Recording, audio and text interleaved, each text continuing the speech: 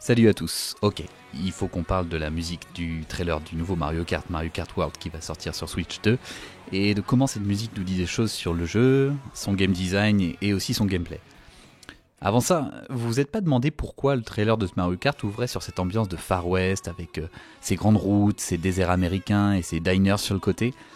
Bon, c'est clairement pas anodin de la part de Nintendo, hein.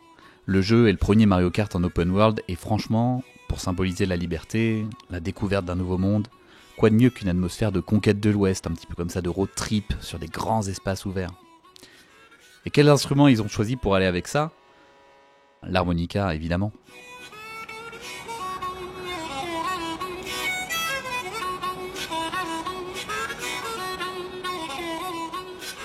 Évidemment, parce que l'harmonica, c'est un instrument qui est très souvent associé au western, que ce soit dans des séries, dans des films, dans des jeux vidéo. On le voit très souvent et très régulièrement utilisé comme un instrument un peu solitaire, justement, et qui est associé à cette ambiance de grands espaces, de road trip, encore une fois.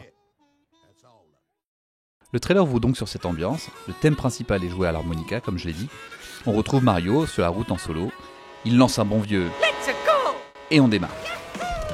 On accélère un peu le tempo, mais on garde la même mélodie, on accentue le premier temps de chaque mesure avec l'orchestre. Et ça, en fait, ça donne l'impression d'un départ de course.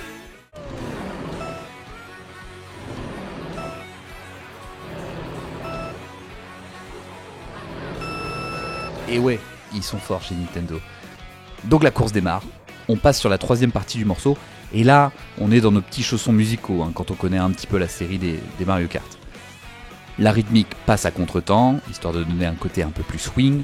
On retrouve un arrangement typique des musiques des MK modernes, avec un côté jazz fusion, avec la guitare électrique qui est hyper catchy.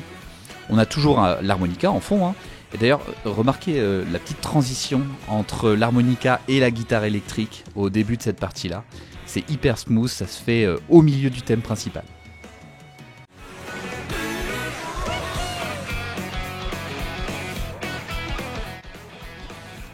Alors la grille d'accords, c'est quelque chose d'assez simple et basique, mais c'est efficace. Fa dièse majeur, mi majeur, la majeur, si majeur, tout dans une ambiance de big band assez joyeuse qu'on avait déjà dans MK8.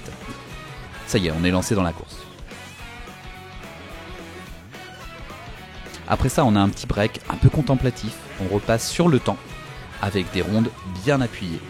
Le trailer, il en profite pour nous montrer des paysages. C'est la petite pause, je contemple l'open world. Et ensuite, on retrouve le thème de la série Mario Kart, mais qui est joué au ralenti à la guitare électrique.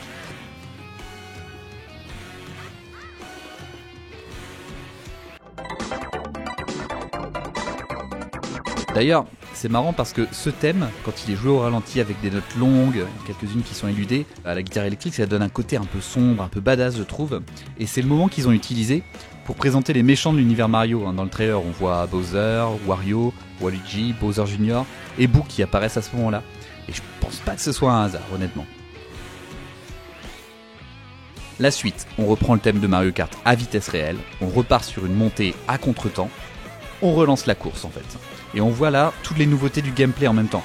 Donc les wall jumps, les grinds et oh my god, la vache. Dernière partie, on repart sur le thème du début. Et là, c'est l'apothéose, c'est le bordel. Des solos dans tous les sens, de l'harmonica, de la guitare, des breaks de batterie, bref, un final où c'est bien le bazar, mais c'est cool, ça fait du bien, comme une bonne course de Mario Kart ensemble. Je veux pas m'avancer, mais je pense qu'on aura encore Kenta Nagata à la direction musicale, comme pour MK8, et franchement c'est tant mieux, parce que vu la qualité et le taf qu'il avait fourni, et lui et son équipe, sur la BO du dernier Mario Kart, c'est que du plaisir.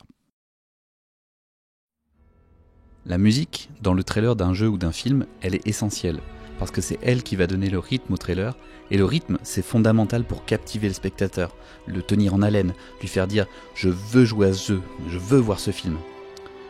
Nintendo l'a très bien compris, et il donne un soin particulier à associer musique et images, notamment pour les trailers de leurs gros jeux, à tel point qu'ils composent des morceaux spécifiquement pour les trailers.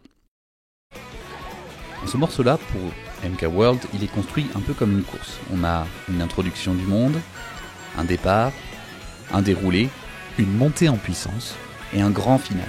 Et c'est ça qui rend ce trailer remarquable.